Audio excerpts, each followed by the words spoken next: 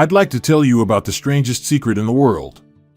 Not long ago, Albert Schweitzer, the great doctor and Nobel Prize winner, was being interviewed in London, and a reporter asked him, "Doctor, what's wrong with men today?"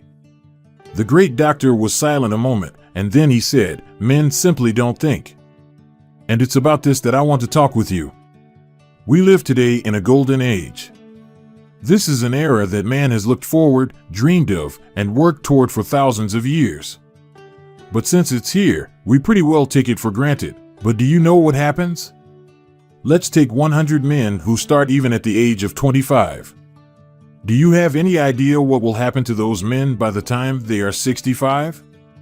These 100 men who all start even at the age of 25 believe they're going to be successful.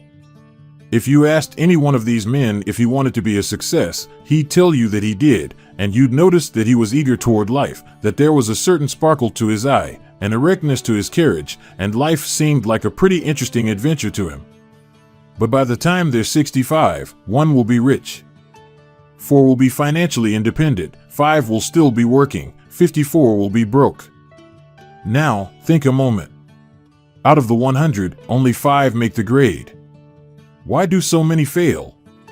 What has happened to the sparkle that was there when they were 25? What's become of the dreams, the hopes, the plans? And why is there such a large disparity between what these men intended to do and what they actually accomplished? When we say about 5% achieve success, we have to define success. And here's the definition I've ever been able to find. Success is the progressive realization of a worthy idea. If a man is working toward a predetermined goal and knows where he's going, that man is a success. If he's not doing that, he's a failure. Success is the progressive realization of a worthy idea. Rollo May, the distinguished psychiatrist, wrote a wonderful book called Man's Search for Himself. In this book, he says the opposite of courage in our society is not cowardice. It is conformity. And there you have the trouble today. It's conformity, people acting like everyone else without knowing why, without knowing where they're going. Now think of it. Now we learn to read by the time we're 7. We learn to make a living by the time we're 25. Usually, by that time, we're not only making a living, we're supporting a family. And yet, by the time we're 65, we haven't learned how to become financially independent. Why? We conform. The trouble is that we're acting like the wrong percentage group, the 95% who don't succeed. Now, why do these people conform? Well, they don't know really. These people believe that their lives are shaped by circumstances, by things that happen to them, by exterior forces. They're outer-directed people. A survey was made one time that covered a lot of men, working men, and these men were asked, "Why do you work? Why do you get up in the morning?" 19 out of 20 had no idea.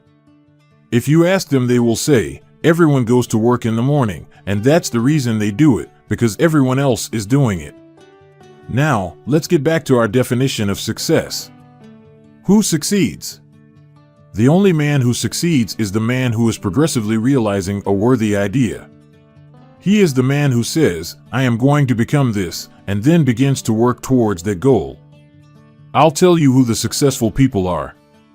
The success is the school teacher who is teaching school because that's what he wanted to do. The success is the woman who is a wife and mother because she wanted to become a wife and mother and is doing a good job of it. The success is the man who runs the corner gas station because that's what he wanted to do. The success is the successful salesman who wants to become a top-notch salesman and grow and build with his organization. A success is anyone who is doing deliberately a predetermined job because that's what he decided to do deliberately. But only 1 out of 20 does that. That's why today there isn't really any competition unless we make it for ourselves.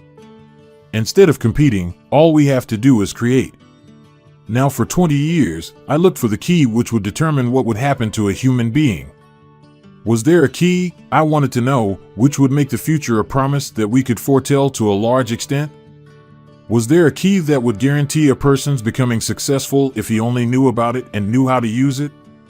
Well, there is such a key. And I found it. Have you ever wondered why so many men work so hard and honestly without ever achieving anything in particular, and others don't seem to work hard and yet seem to get everything? They have a magic touch. You've heard them say that about someone. Everything he touches turns to gold. Have you ever noticed that a man who becomes successful tends to continue to become successful? And on the other hand, have you noticed how a man who's a failure tends to continue to fail? Well, it's because of goals. Some of us have them, some don't.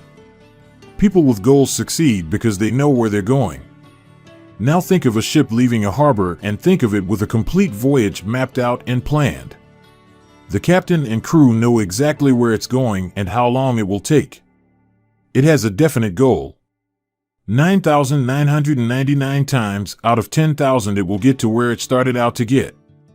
Now let's take another ship, just like the first, only let's not put a crew on it or a captain at the helm.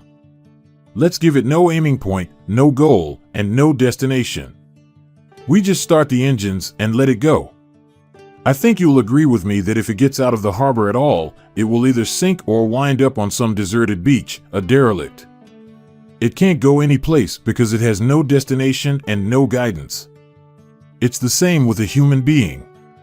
Take the salesman, for example. There is no other person in the world today with the future of a good salesman. Selling is the world's highest paid profession if we're good at it and if we know where we're going. Every company needs top-notch salesmen, and they reward those men. The sky is the limit for them. But how many can you find? Someone once said the human race is fixed. Not to prevent the strong from winning, but to prevent the weak from losing. The entire economy is slowed down to protect its weakest link, just as the convoy had to go at the speed that would permit its slowest vessel to remain in formation. That's why it's so easy to make a living today. It takes no particular brains or talent to make a living and support a family today.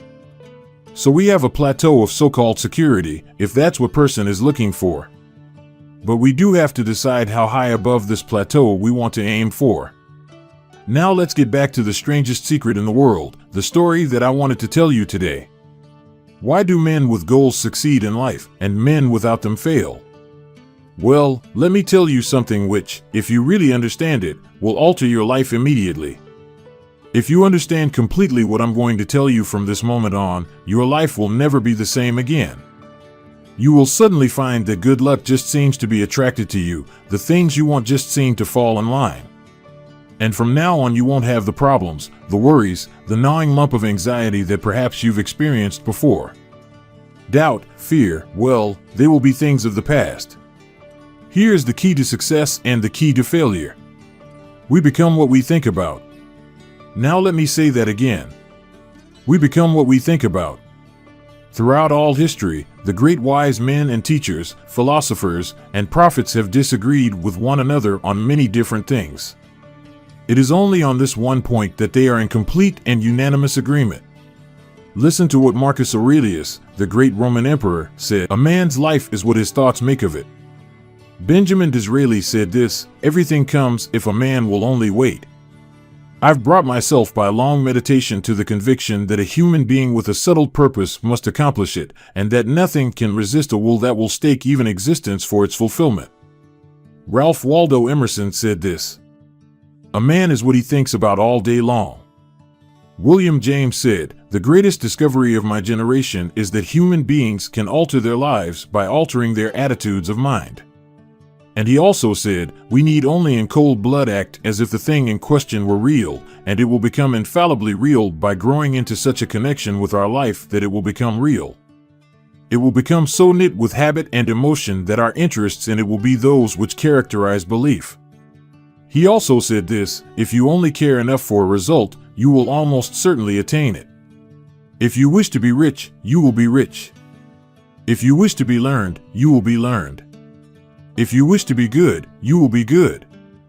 Only you must, then, really wish these things, and wish them exclusively, and not wish at the same time 100 other incompatible things just as strongly. In the Bible you will read, 'If thou canst believe, all things are possible to him that believeth.'"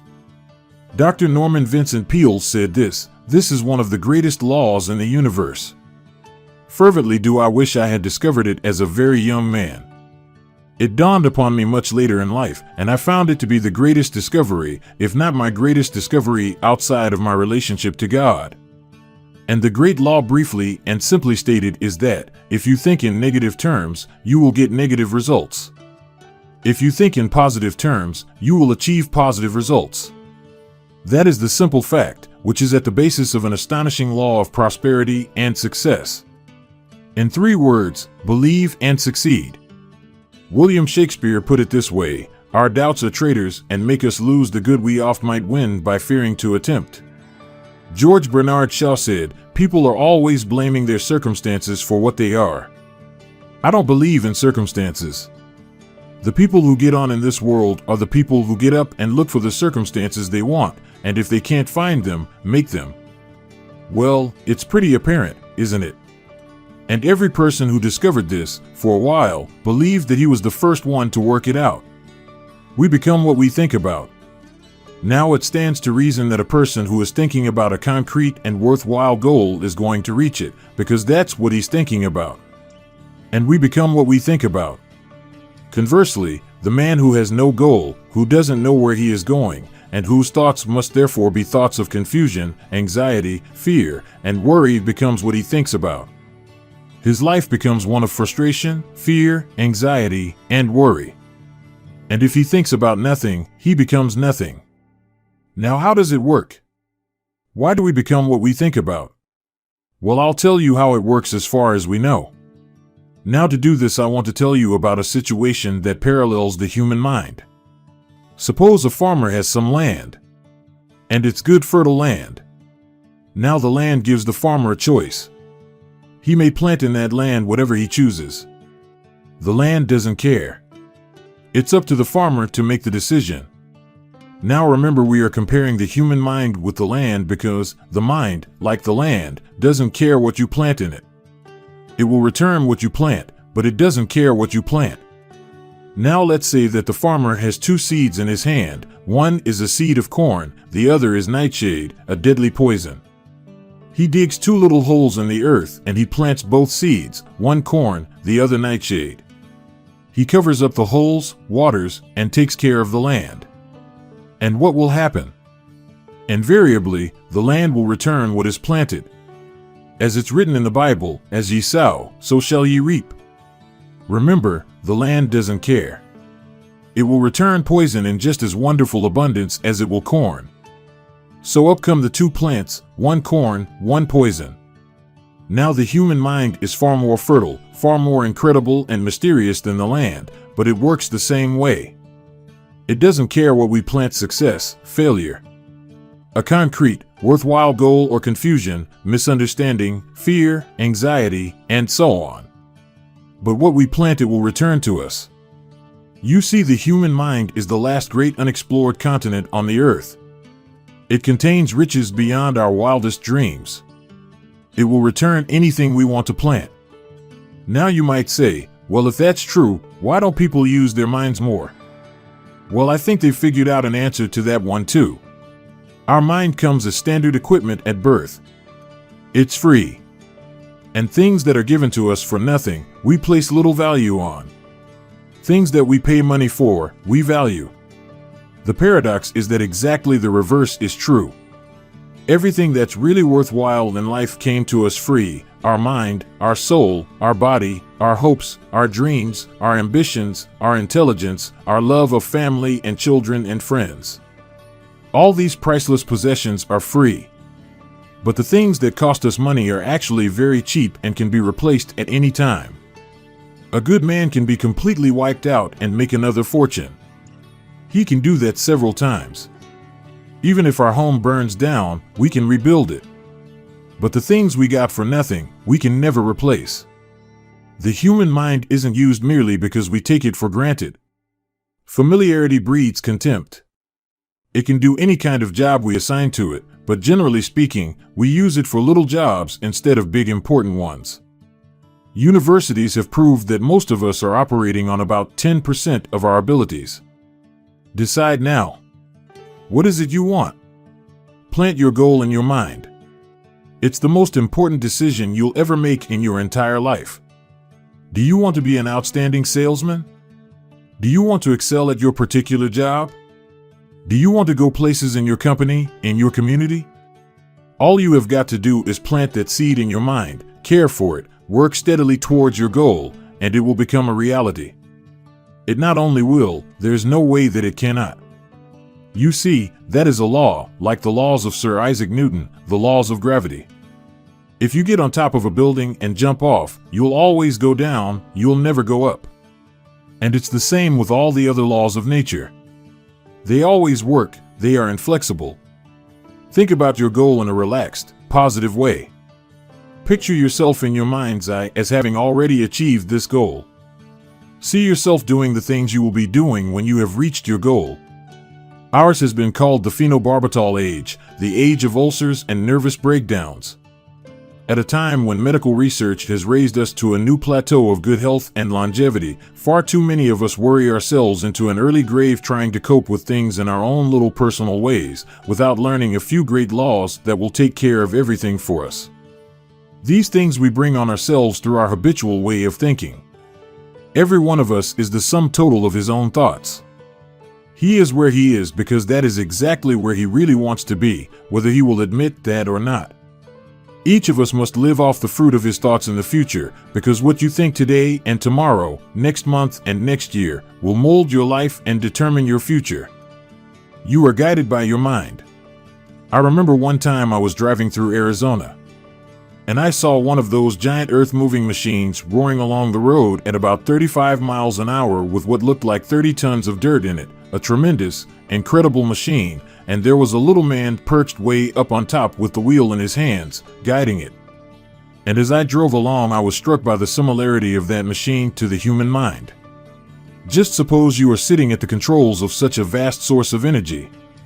Are you going to sit back and fold your arms and let it run itself into a ditch?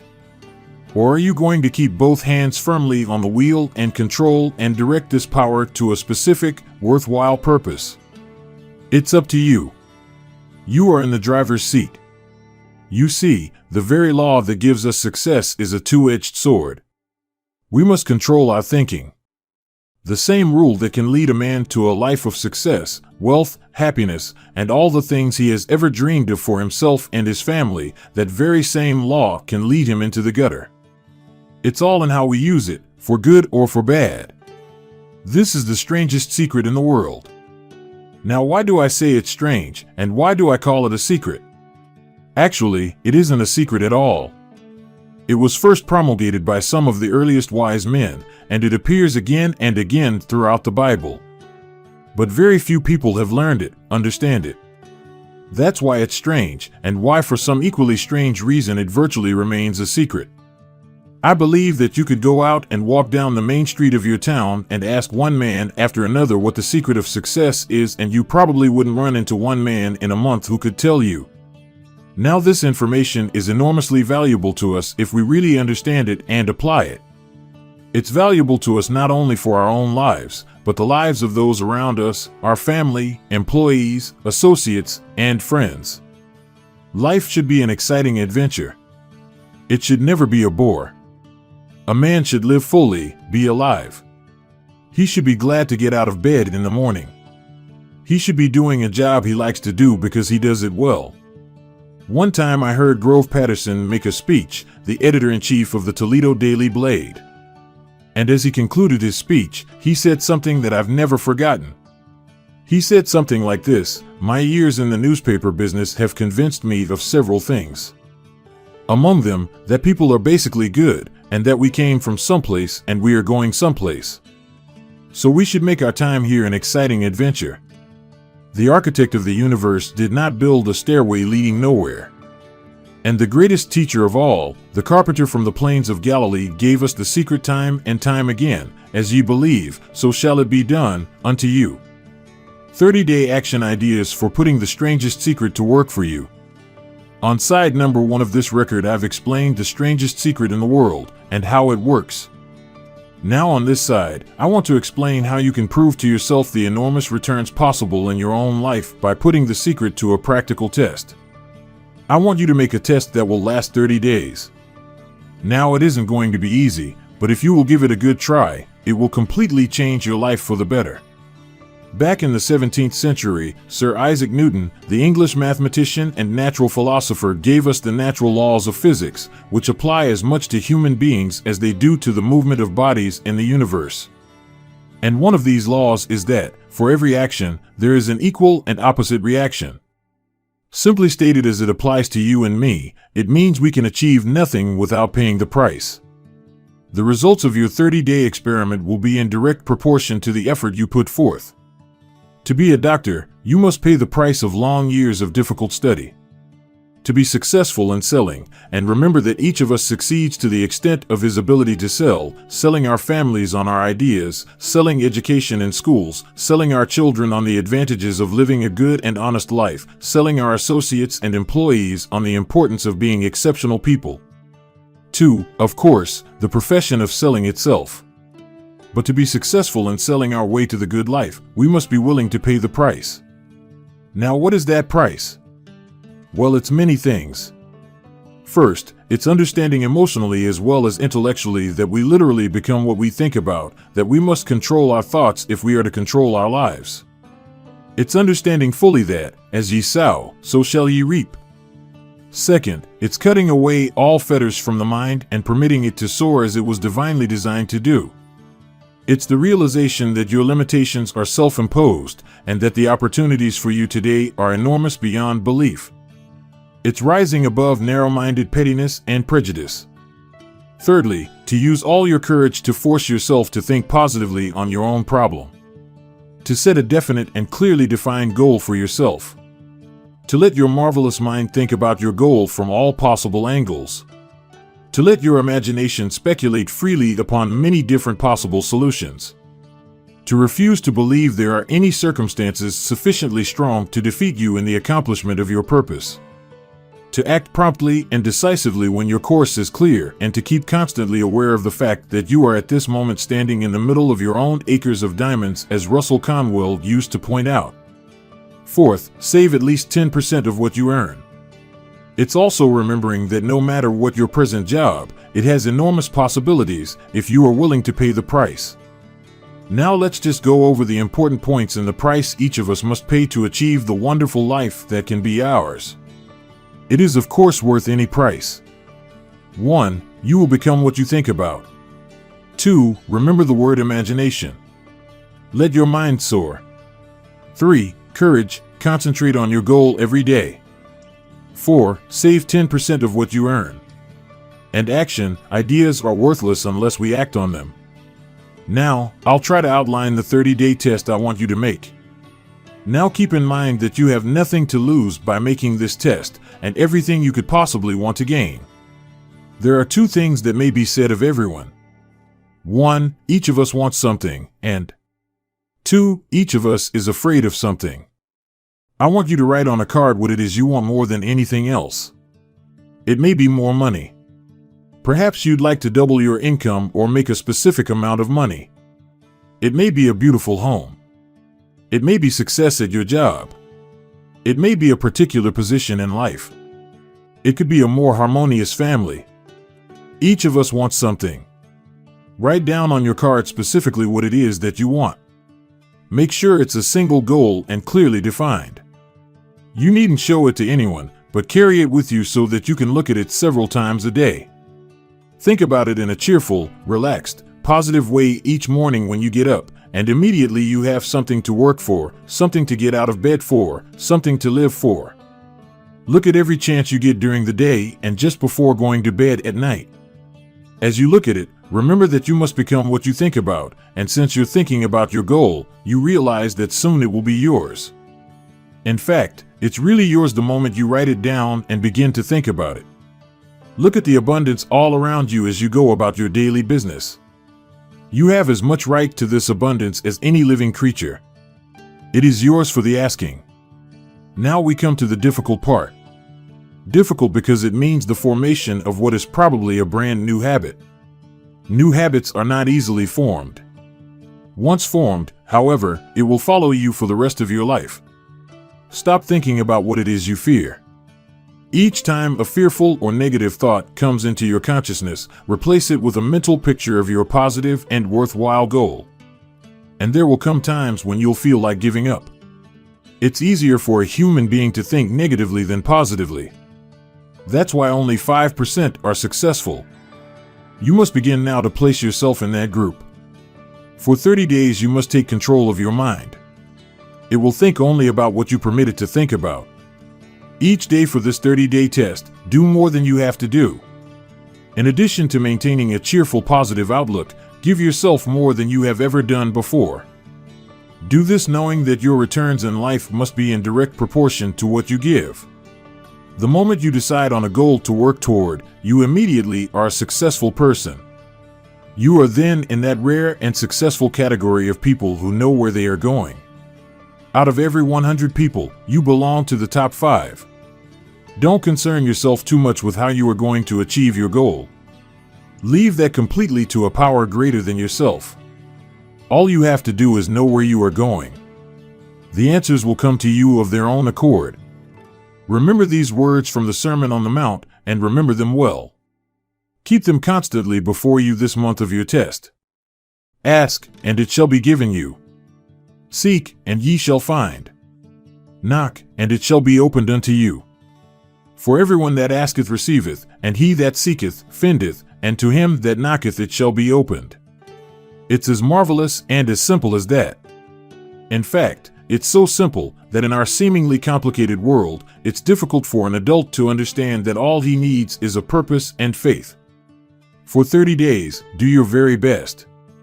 If you are a salesman, go at it as you have never done before, not in a hectic fashion, but with the calm, cheerful assurance that time well spent will give you the abundance in return you deserve and want. If you are a homemaker, devote your 30-day test to completely giving of yourself without thinking about receiving anything in return, and you will be amazed at the difference it makes in your life. No matter what your job, do it as you have never done it before for 30 days, and if you have kept your goal before you every day, you will wonder and marvel at this new life you have found. Dorothea Brandy, outstanding editor and writer, discovered it for herself and tells about it in her fine book Wake Up and Live. Her entire philosophy is reduced to the words, act as though it were impossible to fail. She made her own test, with sincerity and faith, and her entire life was changed to one of overwhelming success. Now, you make your test for 30 full days. Don't start your test until you have made up your mind to stick with it. You see, by being persistent, you are demonstrating faith.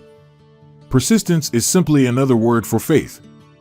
If you didn't have faith, you would never persist. If you should fail within your first 30 days, by that I mean you suddenly find yourself overwhelmed by negative thoughts, you've got to start over again from that point and go 30 more days. Gradually, your new habit will form until you find yourself one of that wonderful minority to whom virtually nothing is impossible. And don't forget the card. It's vitally important as you begin this new way of living. On one side of the card, write your goal, whatever it may be. On the other side, write the words we've quoted from the Sermon on the Mount. Ask, and it shall be given you. Seek, and ye shall find. Knock, and it shall be opened unto you. In your spare time during your test period, read books that will help you. Inspirational books like the Bible, Dorothea Brand's Wake Up and Live, The Magic of Believing by Claude Bristol, Think and Grow Rich by Napoleon Hill, and other books that instruct and inspire. Nothing great was ever accomplished without inspiration. See that during these crucial first 30 days your own inspiration is kept to a peak. Above all, don't worry.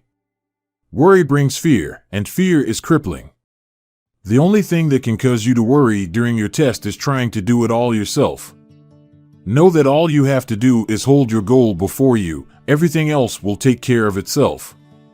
Remember also to keep calm and cheerful, don't let petty things annoy you and get you off course.